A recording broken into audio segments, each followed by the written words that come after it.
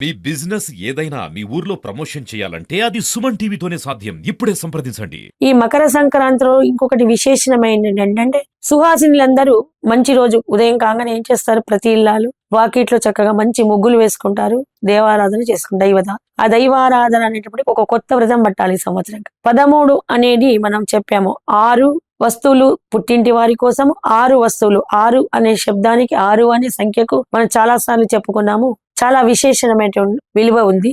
3 6 కలిపితే 18. ఆ 18 గురించి చాలా విశేషమైన సంఖ్య. ఈ 6 పుట్టింటి వారి కోసము, 6 మెట్టింటి వారి కోసము, ఒక వస్తువు తన సౌభాగ్యం కోసము మొత్తం 13 వస్తువులను ఆమె నోచుకొని 13 మంది ముత్తైదువులకు నోముగా పంచుతుంది. ఇది ఇంకొకటి విశేషమైన రోజు. ఇక ఉదయారంభానికి ఒక సంస్కృతిని కాపాడాలి, ప్రతి స్త్రీ సౌమంగళ్యంగా అందరికి కనబడాలని అంటే చాలా వ్రతాలు ఉన్నాయి.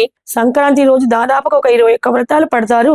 చాలా సంవత్సరాలు వ్రతాలు చేసిన వాళ్ళు వివాహం కాగానే చేస్తాము, 5 ఏళ్ళు అయిపోతుంది. ఇంకా వ్రతాలు చేసుకునే వాళ్ళు ఈ 13 వస్తువులను నోచుకొని, కాకపోతే ముఖ్యంగా రాగి పాత్రలు, రాగి ప్లేట్లు, రాగి గిన్నెలు ఇలాంటి వ్రతం చేసుకోవడం వల్ల, ఇతరులకు పంచడం వల్ల ఎక్కువ పుణ్యాన్ని, రాగి పాత్రలను పంచుకోవడం వల్ల సూర్య భగవానికి సంబంధించిన లోహం కాబట్టి దాన్ని దానం చేయడం వల్ల విశేషమైన ఫలితాన్ని పొందుతారు. ఇలాగా అందరూ కూడా పుట్టిన వాళ్ళకి, పోయిన వాళ్ళకి, జీవిస్తున్న వాళ్ళకి అంటే గతము, వర్తమానము, భవిష్యత్, ఇన్ని 3 కాలాలు, 3 గుణాలు, 3 కాలాలు, 3 తరాలుగా ఈ వ్రతము చాలా విశేషమైనటువంటి ఫలితాన్ని ఇస్తుంది. ఇలాగా మకర సంక్రాంతి తరం నుండి కొత్త తరానికి అందరూ అందించాలని, వారి వారి సాంప్రదాయాలను కాపాడుతూ విషయం తెలుసుకొని ఆచరించాలని భగవంతుణ్ణి ప్రార్థిస్తూ జై శ్రీరామ్.